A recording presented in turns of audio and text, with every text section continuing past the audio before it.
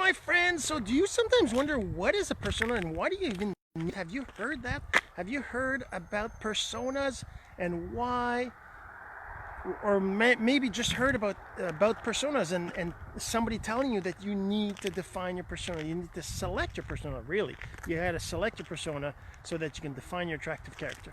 If you're wondering what that is, then stay tuned, and we're going to talk about that in a second. Why select your persona? But first this. My name is Jean-Serge Gagnon. I help attraction marketers, entrepreneurs like you, generate residual income from digital course strategies from the e-learning boom. All right, so first of all, what's a persona? A persona is a definition, a general definition, I guess, of your personality, right? So you could be, for example, an entrepreneur. It could be a leader. It could be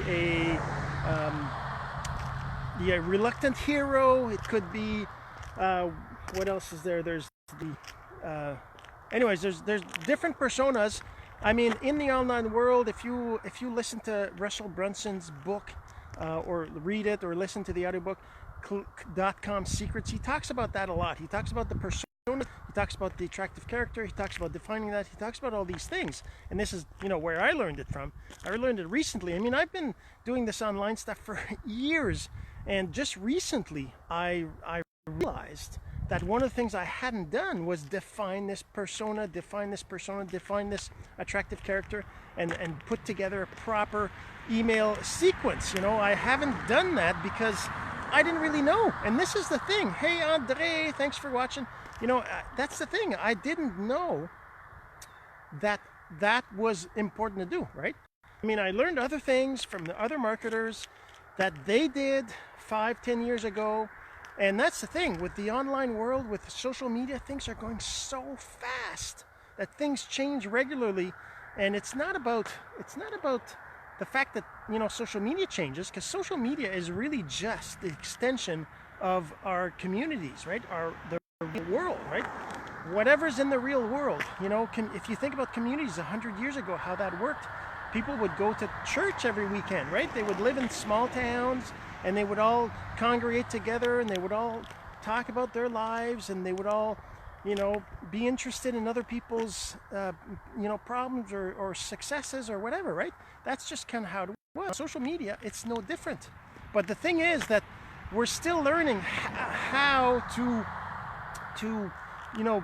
use our skills to be seen more, or to be more seen as, somebody that's valuable to learn from, to listen to, right?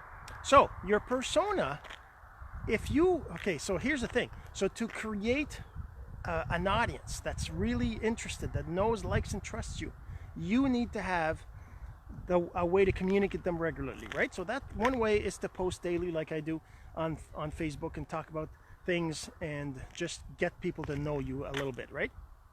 The other thing that is important is getting people on your list, because you never know, tomorrow Facebook could cut down and you would have no more audience. So you got to build an email list, and to keep that email list interested and engaged, you need to send them regular emails. And one of the things you got to do is send them the initial introduction emails, which Russell Brunson describes as the soap opera sequence, and he explains what that means.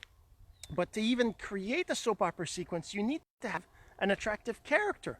That's the character that people are going to be attracted to, that are going to be interested in actually looking at your emails and reading your emails. So that's your attractive character. And to get to the attractive character, you need to have a persona. You need to choose a persona. That persona can be whatever you want, but you got to choose it, and you got to stick to it, and that's how you define the rest. Everything kind of falls down from that. Your persona is going to define how you're going to think of your attractive character. Like if you say, for example, that your persona is a leader, well, when you talk about your attractive character, you're going to be talking about things that character, helped others to learn, helped others to grow, helped others to follow, right? Because a leader leads, right? A leader shows others how things are done. A leader shows by example, by doing, right?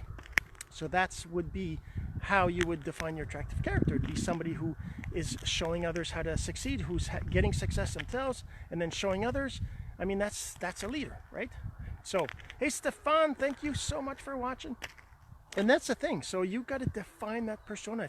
If you don't define the persona when you're trying to create your attractive character, it's going to be kind of hard to do because it's not going to be precise, it's not going to be specific. So you got to make sure you choose your persona. All right. So make sure you choose your persona. If you think anybody else needs to hear this message, then please go ahead and share. I'm sure they would appreciate it, and I would too. And we'll see you in the next video.